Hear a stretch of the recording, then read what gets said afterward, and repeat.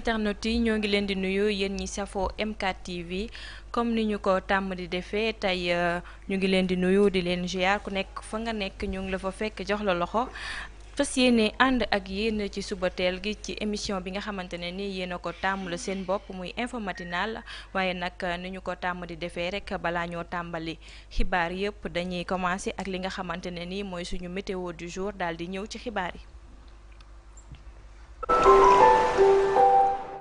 li gën a fës ci xibaaru jaww ji nag tey mooy temps bi dina dal ci wàllum prévision guddi gi jàpp fajar gi dinañ seetlu que ni asamaan si dafay niis lu ko dalee Dakar Thiès Louga Saint-Louis Fatick ba Kaffrine 23 à 27 degrés waaye tamit dina xiin ca Matam Bakel Ziguinchor Sédhiou Kolda Kaolack ak Kédougou 21 à 31 degrés li jëm ci bëccëg bi nag dinañ xaarandi tàngoor bi ci gën a tar nag moo ngi tolloo ak 41 degré Bakel yeneen dëkkuwaay yi mel ni Dakar ak li ko wër Thiès Saint-Louis Diourbel Louga Kaffrine ba Matam température bi dina tolloo ak 30 ba 39 degré ci tàngoor li ci des nag jëm ci suufu réew mi ay xiin lañu fay seetlu Ziguinchor Sédhiou Kédougou 33 jàpp 35 degré ñu daal di ñëw ci li nga xamante ne ni moo soxal wàllu géej gi maanaam marée yi maanaam marée haute mooy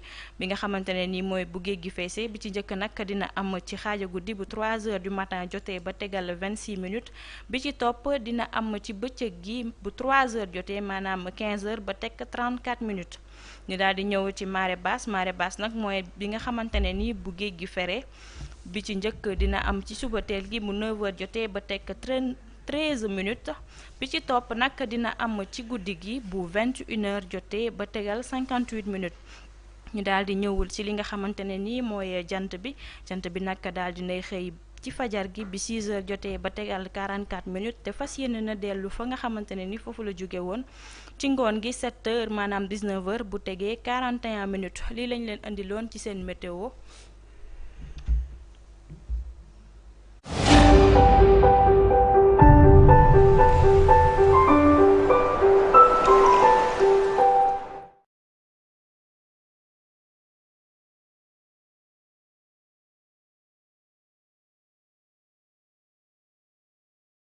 Internautes, ravi de vous retrouver comme nous avons l'habitude de le faire sur votre émission Info Matinale.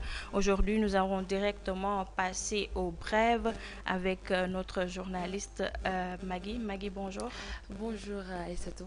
Sans plus tarder, on va passer aux brèves. Après 24 heures de détention, les députés de Yewwi libérés. Les députés Cheikh Thioro Mbacké, Samba Dang, Bakary Diédhiou et Alphonse Sambou ont été libérés après 24 heures de détention au commissariat central de Dakar. Leurs collègues de même coalition en séance plénière ce lundi poursuivent actuellement les débats sur l'orientation budgétaire 2023. À noter que les députés de la coalition Yewwi Askan Wi ont failli bouder la salle en pleine séance plénière car ne pouvant accepter que leurs camarades disposant de l'immunité parlementaire soit dans les liens de la détention. Tabaski 2023, les marchés approvisionnés en moutons, hausse des prix de l'oignon. À 72 heures de la fête de la Tabaski, le Premier ministre, par ailleurs ministre de l'Élevage et des Productions animales, accompagné du ministre de l'Intérieur Antoine Diome, du Développement communautaire Samba Ndiobenka et des Inondations Issakha Diop, ont fait une série de visites des points de vente des petits ruminants de Dalifort, le Forail de Rufisque et du stade Léopold Sédar Senghor. Le Premier ministre indique que les points de vente sont approvisionnés en moutons alors que l'oignon connaît une hausse au niveau du marché. Au total, nous constatons que nous avons une offre assez importante. Nous avions quelques inquiétudes au départ, mais aujourd'hui, nous avons constaté qu'il y a quand même assez de moutons. Globalement, nous avons un excédent au niveau national. Nous voulons que les populations viennent acheter, a déclaré le Premier ministre. Par ailleurs, le ministre de l'Élevage et de Production animale Aujourd'hui, dit-il, il y a un excédent de moutons au niveau national. Maintenant, on est en train de voir par rapport aux différents marchés comment répartir les bêtes au niveau national pour ne pas qu'on ait un excédent, par exemple, ici au stade et avoir un déficit peut-être à Rufisque ou à Pékin. Les serviteurs techniques du ministère sont en train de travailler sur cette question, a fait savoir Amadouba. Recettes budgétaires 1763,6 milliards de francs CFA enregistrés à la date du 22 juin. Le budget de 2023 se présente sous de bons auspices avec au 22 juin de recettes de 1763,6 milliards de francs CFA contre 1544 milliards de francs CFA au 22 juin 2022, soit une hausse en glissement annuel de 219,6 milliards de francs CFA, 14,2% à valeur relative, a indiqué lundi le ministre des Finances et du Budget, s'exprimant devant les députés et lors des débats d'orientation budgétaire. Mamadou Moustapha Ba a ajouté que les dépenses du budget général s'établissaient à 1260,2 milliards, soit un taux d'exécution de 49% par rapport au crédit ouvert en ligne avec les prévisions rapport à l'APS. Il a signalé que les dépenses de personnel exécutées au 22 juin 2023 s'élevaient à 636,7 milliards de francs CFA, soit un taux d'exécution de 50% des crédits ouverts. Le ministre a rappelé que l'ensemble des engagements de l'État à titre des accords avec des partenaires sociaux ainsi que les différentes mesures de revalorisation des salaires dans la fonction publique, différentes mesures sont parfaitement prises en charge, notamment pour les échéances qui devaient être intégrées en 2023. Inondation, 24 milliards de francs CFA dans les travaux de reprofilage et de restructuration dans la zone de captage. L'État du Sénégal a engagé 24 milliards de francs CFA pour la restructuration de la reprofilage de la zone de captage dans le cadre de la lutte contre les inondations de Dakar, a indiqué lundi le Premier ministre Amadou Ba. Nous sommes à la veille de l'hivernage et la zone de captage constitue un point très sensible pour le département de Dakar, a dit-il lors d'une visite pour constater l'état d'avancement des travaux entamés sur ce bassin de rétention d'eau pluviale de 9 hectares. Il a souligné que la zone de captage joue un rôle important dans la réception des eaux de ruissellement en provenance du centre hospitalier Philippe Maguette Senghor à Yoff ou encore à la cité Bellevue dans la commune des Anne-Maristes. Assemblée nationale, Thierno Alassane Sall dénonce le laxisme de l'hémicycle. L'Assemblée nationale n'a toujours pas rompu avec les mauvaises habitudes prévues à 10h ce lundi 26 juin 2023. La séance plénière sur le débat d'orientation budgétaire dirigée par le président Amadou Mame Diop a démarré à midi. Un retard de 2 heures enregistré qui ne laisse pas indifférent le député Thierno Alassane Sall. Celui-ci dénonce le laxisme de l'hémicycle. Prévu à 10h, la séance sur l'orientation budgétaire a démarré à midi par laxisme. Après, ils ont limité un montant de parole à 3 minutes prétextant que le temps devient subitement une ressource rare. C'est désolé le parlementaire. Le leader de la République des valeurs qui rappelle que le 14e législature avait promis une assemblée de rupture leur demande un minimum de sérieux. Dans l'actualité internationale, nous avons rébellion de Wagner. Poutine dit avoir évité l'effusion de sang.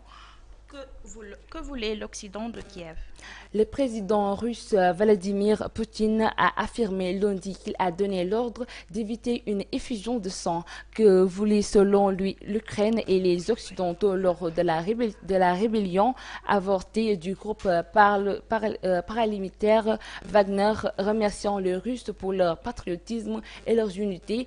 Dès le début des événements, des mesures ont été prises sur mes instructions directes afin d'éviter une grande effusion de sang, a déclaré M. Poutine lors d'une allocution télévisée, jugeant que l'Occident, l'Ukraine voulait une telle issue fratricide. L'actualité sportive, Koulibaly en venant à Al Hilal, j'en ai parlé avec Aliou Cissé parce que l'équipe nationale est très importante pour moi.